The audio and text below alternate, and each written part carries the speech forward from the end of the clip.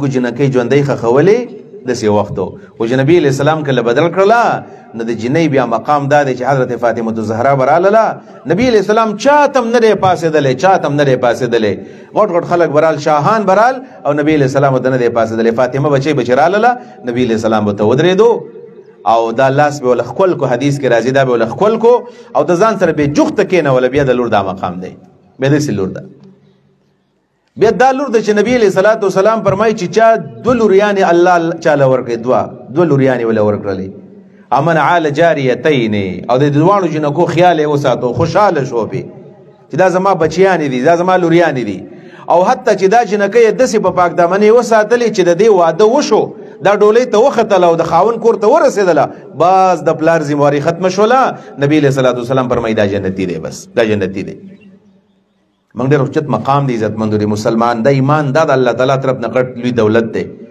دوه لوریانې خو زموږ د پښتنو خو الحمدلله ښه ډېر بچي وي چې دوه لوریانې او د هر چا لوریانې وي چې دوه لوریانې د صحیح قدر وکړو احترام دی وکړو او غټې د کړلې جنت ته پې لاړلې خو نبي علیه الصلاة والسلام چې کله دا دعوت شروع کړو نو اول الله تعالی ورته څه وایي یا ایها المزمل په څادر کې ځان را بندونکیه په څادر کې په کمبل کې خلک کم ټیم ځان بندوي د شپې ځان بندوي قم اللیله د شپې را پاسېږه د دې نه معلومه دا شوه چې د الله سره د تعلق دپاره د شپې عبادت ډېر مفید دی په نسبت د ورځې د عبادت باندې بدقسمتۍ نه زموږ د شپې عبادتونه نشته کمبل د شپې خلک اغوندي د شپې عبادتونه رسول الله مبارک صلی الله علیه وسلم ته وایي چې ته دعوت کار کوې نو اول تعلق د الله سره برابر کا چې په خوله کې ریا سري په دې وجه باندې زموږ چې د چا هم د دعوت او تبلیغ سره تعلق دی د هغې وخته پورې به زموږ په خوله کې اثر نه زما او ستا په خبره کې به لچک نه راځي د څو پورې چې دا بر روحاني تعلق نه برابر شوی د الله سره ته برابر شي ساده ساده خبرې دا بعضې علما دي ساده ساده خبرې به کوي او داسې په خلکو په دې زړه کې به داسې کرښې وباسي کرښې او بعضې اهل علم به د هغوی په درسونو کې به داسې غټې غټې نکتې او علمي تحقیقات به وي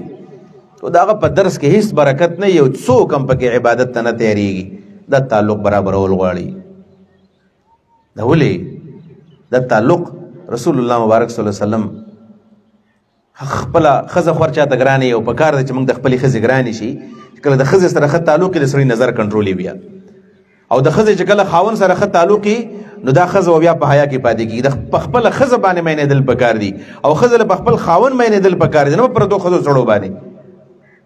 حضرت عایشه ورته ډېره ګرانه وه نبي علیه السلام ته او داسې ورته ګرانه وه هغه دا ټیم کمی چړه به کې دا ټول تفصیل بیانوي خو داسې ورته ګرانه وه چې صحابه کرام رضوان الله علیهم اجمعین دوی ته پته وه چې نبي علیه صلات وسلام دا خپلې شپې تقسیم کړي دي 11 ښځې دي 9 په یو کوخه ژوندۍ وي او په دې 9 بیبیانو کې یوه بیبي چې وه حضرت سوده رضی الله عنها خپل نمبر حضرت عایشې له ورکړی وی زما په نمبر باندې ته د نبي علیه السلام ته ویل د دې خپلې حضرت عایشې کمرې له ځه نبی علیہ السلام د شپې تقسیم کړی وي نو د پیر چې کومه شپه وه د ګل شپه د اتوار په ورځ به د پیر شپه شروع شو دا شپه د نبی علیہ السلام د مور بیبي عایشې په کمره کې وه صحابو ته پته و چې د الله رسول د عایشه ډېره ګران ده رضی الله عنها نو نبی علیہ السلام له خلکو تحفې راوړي نو کوشش به یې کوو چې نبی علیہ السلام د پیر په شپه باندې د حضرت عایشې کمرې له ځي نو چې تحفه په دې شپه ولیږو نو نبی علیہ السلام به حضرت عایشې له ورکړي او کومه تحفه چې په کومه شپه باندې راغله نبی علیہ السلام به هغه بیبي له ورکوله وی دا نور بیبیانې یې څه لږې ګیلهمندې شولې ظاهره خبره ده چې انسان له توجه ورکوي او بله نه ورکوي نو خفه کېږي بشري کمزوري ده د انسان ده بیبیانې خفه شولې او ګیلې وکړله او حضرت عایشه رضی الله عنها د پیر په شپه نبي علیه السلام میلمه یې هلته تحفې راځي نو حضرت ام سلمه رضی الله عنها یې کېنوله دې بیبیانو ول ام سلمه ته ډېر ډاډه ښځه یې او ته خبره کولی شې نبي علیه صلات وسلام ته ووایه د صحابو ته ووایي چې تاسو تحفو کې تعین د پیر د شپې مه کوئ بس تحفې رالیږئ چې کومه شپه ورو نبي علیه صلات وسلام چې د کومې بیبي په کمره کې و بس هغې له به د تحفه ورکوي حضرت ام سلمه ویل دا خو اسانه خبره ده ورته ویما چې راغله ویل یا رسول الله صلی الله علیه وسلم بیبیانو ګیله کړې ده څه ګیلې کړې ده دا ګیلې کړې ده چې حضرت عایشه رضی الله تعالی عنها د تحفو یو قسم محور دی خلک هغې ته تحفې رالیږي صحابو ته ووایه چې د پیر دا شپه پرېږده وایي چې کله م زړه کېږي تحفې رالیږئ رسول الله ورته څه وایي یا ام سلمه لا تؤذیني فی عایشه ام سلمې ګورې ما ته د عایشې باره کې تکلیف رانه هغه لاړه بیبیان ته نبي علیه السلام نه مني یو څو ورځې پس دا ترتیب جاری و نو بیا یې حضرت ام سلمې ته وویل چې ته ورته بیا ووایه خیر دی بیبیانې ګیله کوي په دویم ځل چې راغله او رسول الله مبارک ته وایي چې رسول الله صلی الله علیه وسلم داسې وکړې صحابو ته ووایي چې دا تحفې هره شپه رالیږي ویل یا ام سلمه لا تؤذیني فی عائشه د عایشې باره کې ماله تکلیف مه راکوه وګورئ حتی چې کله دا خبره جاری و نو دا بیبیانې بیا هم ګیله مندې وې نو حضرت فاطمه پسې جواب راولېږو ویل تر هغه ته د خپل پلار ته ووایه چې ته صحابو ته ووایه چې تحفو کې دا تعین ختم کی فاطمه الزهرا د نبی علیه الصلوة والسلام د خپلې الفاظ دي سیدة نساء اهل الجنه د جنت د ښځو سرداره وي دا راغله او نبی علیه الصلوة والسلام ته بابا جان دا میندې خفه دي او صحابو ته ووایه چې په هره شپه تحفې رالیږي او ورته فاطمې انت بضعة مني زما د زړه ټوکړه خو لا تؤذیني فی عایشه د عایشې باره کې ماله مخامخ مه راځه دا بیبي وه یعنی د دین اخو بل څه شي کېدی شي سوچ وکړئ تاسو کنه یعنی ازواج مطهرات معنا زمنګ په امت کې پاکي بیبیانې دغه 11 بیبیانې دي پاکي بیبیانې 11 دي او 12 حضرت فاطمه چې دا نو دا سیدة نساء اهل الجنه او رسول الله د بدن ټوکړه ده او د دې ټول باوجود نبی علیہ السلام د حضرت عائشه په باره کې د چام ناوري خو چې کله د الله سره تعلق مقراله د بندګانو تعلق دی چې د الله سره تعلق مقراله نو نبی علیہ الصلوۃ والسلام یو شپه راغی د حضرت عائشه کمرې له څومره خوښه وه نو چې څنګه کېناستل خبرې وکړلې نو نبی علیہ السلام سپک پاسې ود ویل زه عبادت کوم حضرت عائشه د الله رسول په اتمه شپه باندې زما کمرې له راځي زه ظاهره خبر ده چې یوه شپه یو ځای کې او د الله رسول لږ خو زما سره کېنه نبی علیہ الصلوۃ والسلام ورته دعیني ما پرېږدوه حضرت عائشه بس کلک نښتې ده او ورته وایي دعیني اتعبد لربي عز وجل زه د الله عبادت کوم ما لږ پرېږدوه نبی علیہ الصلوۃ والسلام چې کېنه بیا نبی علیہ السلام پاسېدو حضرت عائشه کېنئ او دا پاسېږي یعنی دومره من کې څوک تکړه نشته چې ښځه ورته وایي ته کېنه او دا د هغې نه پس بار ته وځي او هغه خپل د هغې نه پس هغه خپله بیبي پرېږدي او نبی علیہ الصلوۃ والسلام په عبادت باندې ولاړ دی یعنی دومره محبوب بیبي چې د هغې کمرې له یو خاوند په اتمه شپه باندې راځي په اومه شپه باندې راځي او بیا چې نبی علیہ الصلوۃ والسلام کله ولاړه په عبادت باندې مور بیبي فرمایي د الله رسول ولاړو داسې ولاړو ټوله شپه ولاړو الله ته د خپې حتی تورمت قدماه د خپې وپړسېدلې نبی علیہ الصلوۃ والسلام په عبادت ولاړ دی خپې وپړسېدې خپې من کله په عبادت کې تکلیف موږ ته میلاو شوی دی نو د هغې نه پس رسول الله مبارک وایي د سارې ټیم دی او چې کله دا 2 رکعاته مونځ ختم کو نو حضرت بلال راغی چې صلات جامعة یا رسول الله د الله رسول د سارې د منځه ټیم دی وایي ما نبی علیہ السلام ته د الله رسول خپې دي وپړسېدلې تا ته خو الله ټول ګناهونه معاف کړي دي قد غفر الله لك ما تقدم من ذنبك وما تأخر الله خو تا ته ټول ګناهونه معاف کړي دي وی حضرت عائشه ته نبی علیہ السلام چې افلا اكون عبدا شکورا چې الله زما ګناهونه معاف کړل زه به الله شاکر بنده نه جوړېږم دا د نبی علیہ الصلوۃ والسلام د عبادت تصور دی داسې بیبي او د هغې نه پاسېږي والله ته ځان ورنږدې کوي عزتمندو دقسې د الله سره تعلق نبی علیہ الصلوۃ والسلام ته وایي د دعوت کار شروع کې او خپل تعلق برابر کا دقه یو خبره ده دې ځان تاول کومه والله لازم اول ځان ته ځکه زمونږ تعلق هم د دعوت او تبلیغ سره دی نو چې موږ د دعوت او تبلیغ کار کوو موږ ځان ته وایو چې موږ داعیان یو نو ګوره دا تصور غلط دی چې موږ تعلق نه برابر او خلکو ته وایو چې تاسو د الله سره جوړ کړئ نه جي کېدی مفتی صاحب زمونږ سره ناست دی مفتی اکبر علي صاحب سوات نه راغلی نو ما په لاره کې پرون موږ روانو د اسلام آباد نه نو یو خبره وکړه چې زمونږ د دې ملګرو سره زمونږ سره د خلکو د قبر غمي ځان قبر غم زمونږ سره نه حقیقت دی ګورئ من خلک جنت ته بوزو په خپل باندې دې ته نه تیار چې موږ دې لاړ شو موږ وایو چې بل سړی د موږ د عذاب نه بچ کو خپل ځان موږ ير دی او دا ډېر غلط تصور دی ځکه الله تعالی فرمایي اتأمرون الناس بالبر وتنسون انفسکم وانتم تتلون الكتاب تاسو خلکو ته د نیکۍ امر کوئ ځان د نه ير دی ځان باندې غم پکار دی ځان د الله رسول ګناهګار نه او دومره غټ غټ عبادتونه کول موږ خو ګناهګار یو مون خوش پورز الله د ځان نه خپه زمنګ سار د ګنا سره سار چې موږ پاسو د ګنا سره پاسو سټیم پاسي ګومنګا ورځ د ګنا سره تیریږي شپه د ګنا سره تیریږي مجلسونه غلط دي والله لازم د مسلمانانو مجلسونه سکه د اهل علم مجلسونه چې څوک پکې کینی چاته پکې تربیت نه ملایويږي کار خدا دا چې زما سره یو سړی کینی نو چې کم از کم دغه په عبادت کې خلک فرق راشي کنه که زما سره د عوامو د چا تعلق دی نو کم از کم زما د تعلق په بنیاد خو چې دغه په ژوند کې څه نه تبدیلی راشي کنه نه راځي وګورئ ځان ته کنه موږ ځان ته داعیان وایو زمونږ د الله سره کوم تعلق دی زمونږ د عبادت نه څوک نه دی متاثر زمنګ د اخلاقو نه څوک نه دي متاثر، په دې وجه باندې زمنګ په مسلمانانو اخلاق ورځ په ورځ باندې کمیږي، غلط طرف ته روان دي. الله دې زمنګ اخلاق هم برابر کړي. عزتمندو، د رسول الله صلی الله علیه وسلم خو ټول ژوند د الله سره تعلق سره دی او په هر وخت کې د الله تعالی سره د داسې جوړ تعلق خو دا اصل کې ما او تا ته وایي چې که تاسو چېرته بالفرض وایي چې موږ دې په دې دنیا کې د دعوت کارو کو، نو خپل قول او خپل فعل په دې باندې سوچ وکړئ، قول او فعل برابر کړئ. قم اللیل، تاسو خلکو ته خبرې کوئ نو اول عمل تیار کا. عمل قم اللیل، د شپې پاسېږه. کله چې عمل شروع شي، تعلق د الله سره جوړ شي، نو الله ته موږ به نږدې کېږو. بیا په خبره کې ما سره عبادت کې به م خوندي. او حقیقت هم دا دی په دې روژه کې د عبادت ولې خوند کوي؟ ځکه هلته زمونږ په خېټه کې خوراک نشته دی، په معده کې خوراک نشته، او زمونږ چونکې وختي پاسېږو او د الله رب العالمین د کبرایي اواز ته بالکل په انتظار چې الله اکبر ویلې کېږي، روژه ماتو څه نه تعلق جوړ شي، نو بیا څومره برکات. او بل د الله له تعلق سره برکات هم ډېر زیات راځي. برکات ګورې بیا ډېر خوراک ته نه وایي چې خوراک به ډېرېږي، برکت دې ته وایي معمولي شی به ستا دپاره کافي کېږي، معمولي شی به ستا دپاره کافي کېږي. او نور خو داسې ده چې څومره د الله سره کله تعلق راځي، د الله سره تعلق کله کې انسان باندې ګوره مشکلات هم راځي، په دې خبره هم ځان پوهې کوي. کله زمونږ د الله سره تعلق چې جوړ شي کله، نو چې ګورې نو هغه باندې به غریبي راشي، یا د اهل علم ته ګورې اکثر غریبانانی. نو کله کله سړی ځان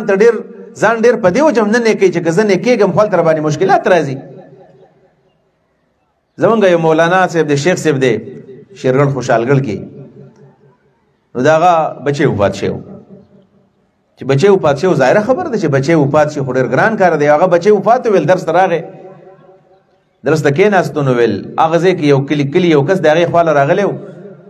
نو هغه ورله تسلي ورکولی وی چې ګوره هسې دا خبره ډېره د کمال وه، وی چې موږ خو ځکه ستاسو خوا ته نږدې نه کینو ځکه چې دا برداشت بیا نشو کولی. مطلب دا چې دا د الله سره څومره نږدې کېږي نو مشکلات به راځي. نو موږ چې د علماو سره ډېر نه کینو، او دا ډېر نږدېکت موږ له بیا نقصان ځکه راکړي چې دا مشکلات به موږ ته بیا جوړېږي. حقیقت دا دی ګورئ، څومره چې سړی الله ته نږدې کېږي نو کله کله الله په امتحان کې واچوي، دا به بیماري، بچي به بیماراني، په کور کې به قرضونه، تکلیفونه. دا هغه څنګه چې شاعر وایي چې الذ حالات الغرام لمغرم شکو الهوا بالمدمع المهراق، د عشق او د محبت په لذیذترین لمحاتو کې دا دی چې خپل محبوب ته وجاړي، د سترګو د اوښکې لاړې شي، په دې خپل محبوب ډېر خوشحالېږي. الله په دې ډېر خوشحالېږي چې دا زموږ د سترګو نه اوښکې وبهېږي. نو نبی علیه الصلاة والسلام فرمایي الله دوه سترګې په اور باندې حرامې کړي دي، اور ته به نه ځي. کم یو هغه د عین بکت من خشیت الله، یو هغه سترګه چې د الله دیرې نه وجاړي، او دویم هغه عین باتت تحرس فی سبیل الله، د الله په لار کې پیرو کې جهاد کې. د الله ته ګرانې دا سترګې. د صحابه کرامو سترګې به په تور رنجو نه تورولې، دا به په اوښکو باندې په ژړاګانو تورولې، خوند به کوي. دا سترګې خوند کوي چې د الله د یېرې نه د هغې نه اوښکې وبهېږي. عبدالله بن عمرو بن عاص رضی الله تعالی عنہ صحابه کرامو کې ډېر ځوانۍ کې دی، والله تعالی او د داسې دولت ور نصیب کړو. عمرو بن عاص پلار یې داسې سړی دی، عمرو بن عاص رضی الله عنه جرنیل له صحابه کرامو. عمرو بن عاص ته وایي خلکو خپل بچي راول، داسې یو جابر انسان و، څنګه چې موږ وایو چې هغه دی بو راغی ماشوم ویرېږي، نو خلکو ویل عمر راغی ماشومان به ویرېدل. جرنیل او چې کله به صحابه کرامو ته یو ځای سخت شو، نو عمر به یې پې ور واچو، او زوی دی هغه په ډېر لږ عمر کې 11 کالو کې دی، او الله رب کریم ورته د الله د تعلق یو داسې لارې کولاو کړی وي چې عبدالله بن عمرو بن عاص له پلار واده وکړو. پلار یو هفته پس ویل نبی علیه الصلاة والسلام صحابه دي دواړه د پلار د زوی نه تپوس وکړه، عمرو بن عاص د عبدالله نه، عبدالله هغه د خپل انګور نه تپوس وکړه، د عبدالله د ښځې نه د خپل انګور نه تپوس وکړه. هفته پس وایي څنګه چللی بچا کور کې خوشحاله کې خپې زما زوی دی خوښ شو که نه؟ نو هغه ورته وایي او ستا خو ډېر ښه زوی دی، ما هفته وسره په کمره کې تېره شول او زما لو پټېلې لاس هم نه دی راوړی.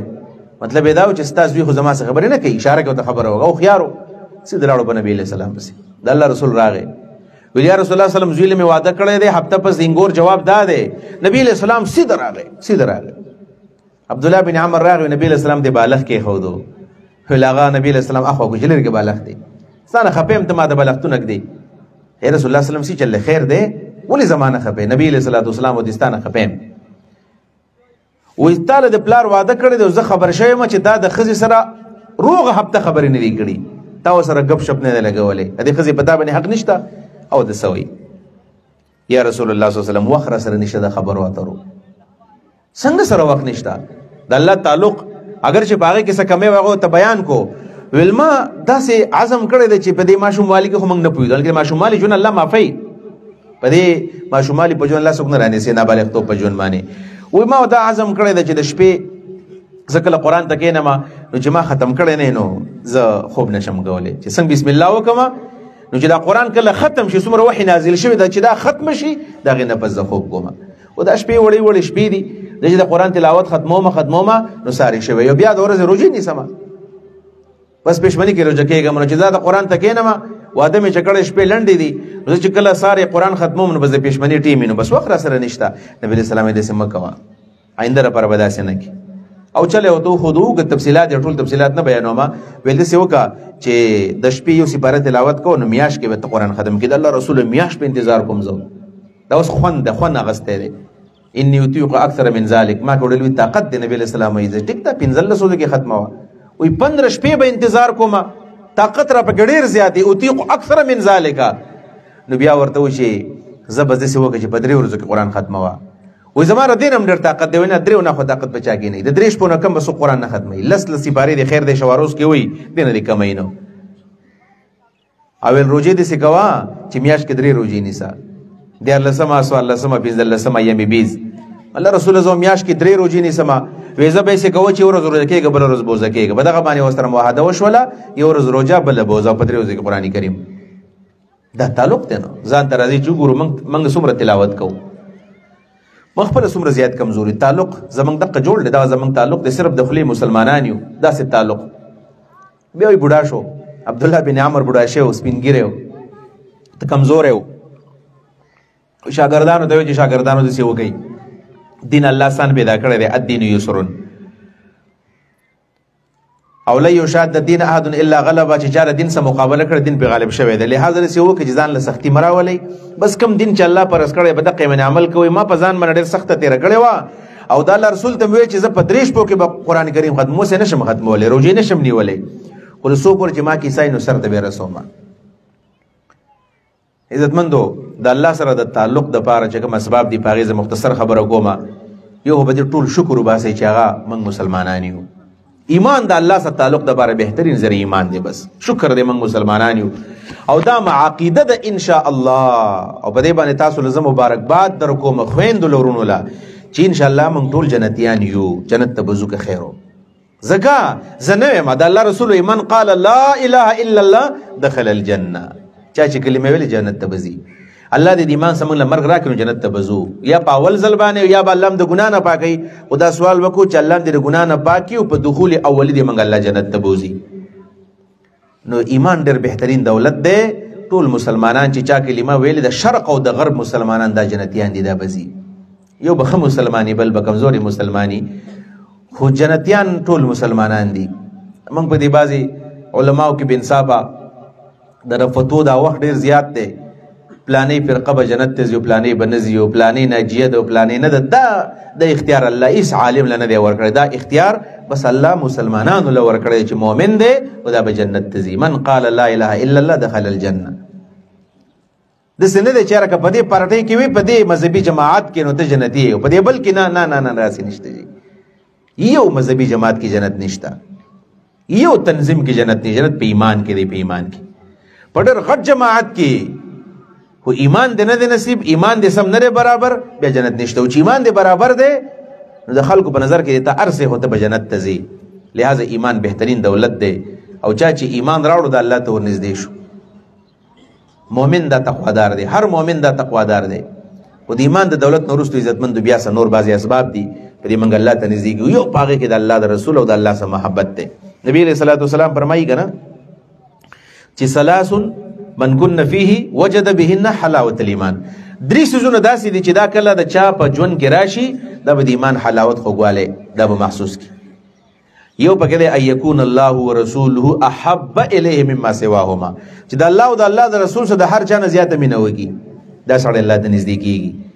یو صحابي دی هغه صحابي عبد الله بن مغفل فرمایي د رسول الله صلی الله علیه وسلم خو علیه سره راغی قال رجل للنبي صلی الله علیه وسلم یا رسول الله والله انی احبک. سړی راغی نبی علیہ السلام ته د الله رسول په الله مې دې قسمی زما ستا سره مینه ده، والله انی احبک، په الله مې دې قسمی زما ستا سره مینه ده. نبی علیہ السلام ته سوئی لکه منګ عام تر باندې د الله مینه څه ته وایو؟ تاسو پته ده منګ د الله مینه نعت ته وایو، مدینے کا سفر ہے اور میں نم دیدہ نم دیدہ، ټیک دا وایو با، بس منګ د مدینه نعتونه لیونی کړیو چې بس نعت به ما او نعت زما د پاره کمال. نعت بالکل ویل پکار دی او ریدل پکار دی، وی واځي په دې نعت ویلو نه کیږي. اصل کې د الله د رسول سره محبت پزړه کې، لو کان حبک صادقا لا تعته ان المحب لمن يحب مطيع. کستا د الله د رسول سره مینه صحیح مینه وي او تا به د الله رسول سره مینه چې کول نو تا به اطاعت کړی وي. نبی علیہ الصلوۃ والسلام ودسه نو چې په خله دی خبر وکړه بس قربان. نبی علیہ السلام انظر ما تقول، لکه سوچ په دې خبره وکړه، دا تا کومه خبره وکړه، دا تا کومه سودا وکړه.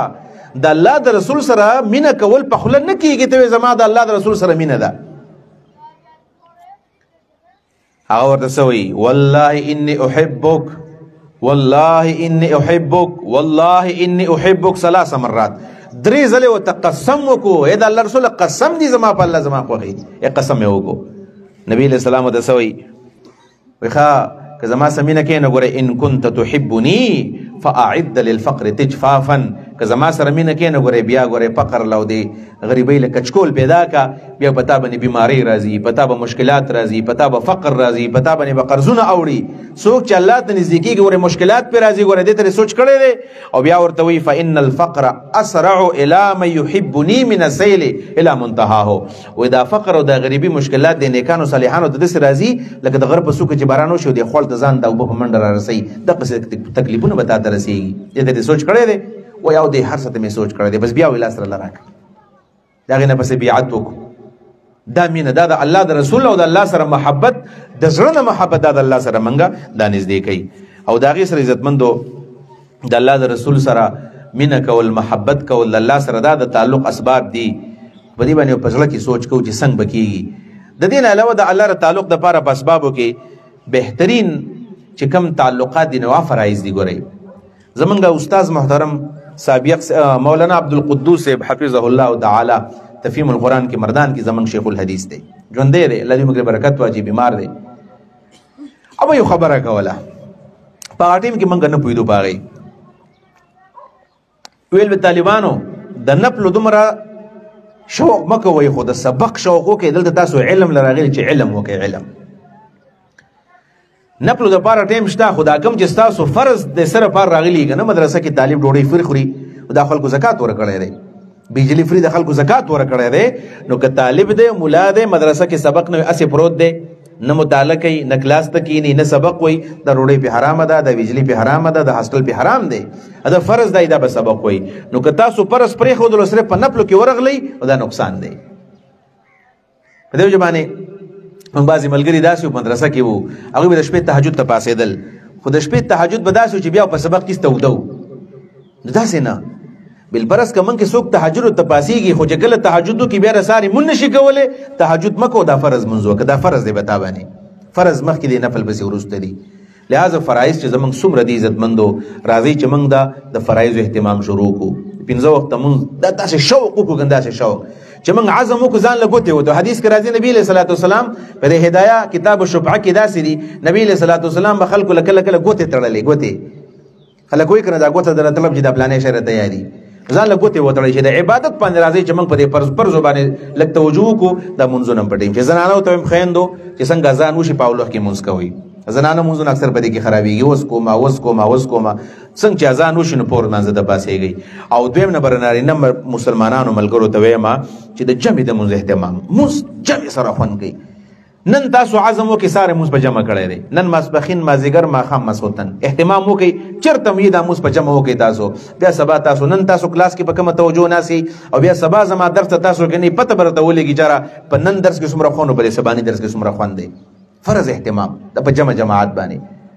د هغې نه وروسته بیا د الله سره تعلق دپاره چې کوم اسباب دي نو هغه بیا نفل دی، تهجد دی پکې، اشراق دی پکې. دا د اشراق دا ټیم دی په دې دا کوم نور چې کله راوخیږي موږ څنګه چې راوخته رسول الله مبارک فرمایي د اشراق مونځ چې کله سړی وکړي 2 رکعاته اشراق دا مونځ دا دومره ثواب دی لکه سړی چې حج له لاړ شي. بل حدیث کې راغلی چې عمرې له لاړ شي. انسان وجرد د حج عمره خو ډېر ګران کار دی. په 2 لک روپۍ عمره ده، په 8 لک روپۍ باندې حج دی، او 2 رکعاته مونځ خو آسان دی. چې آسان دی څومره خلک یې کوي؟ مونږ څومره خلک کوي؟ نه کوو مونږ. دا ګران کار دی. دا دارالمتقین که موږ خپل کور د تقوادارو جوړو نو چې د اشراق دا مونږ شروع کړو. مونږ دا ځان د اهل علم یو اختلافي مسله ده چې د اشراق او د ضحا د سخت دا مونځ یو د جدا جدا دي. نو بعضې اهل علم وایي و دا یو قسم مونځ دی بس، اشراق او ضحا. خو چې اول وخت کې وکړي اشراق ورته وایي او چې لږ وروسته وکړي ضحا ورته وایي، 4 رکعاته مونځ دی بس. صحیح خبردار چې نه فرق پکې دی، حدیثو نه فرق معلومیږي. په دې ټیم کې چې وکړي اشراق دی او چې وروسته وکړي ضحا د ځان له ځانه ثوابونه راغلي دي، ځان له ځانه ثوابونه. لہذا دې سره الله سره موږ نږدې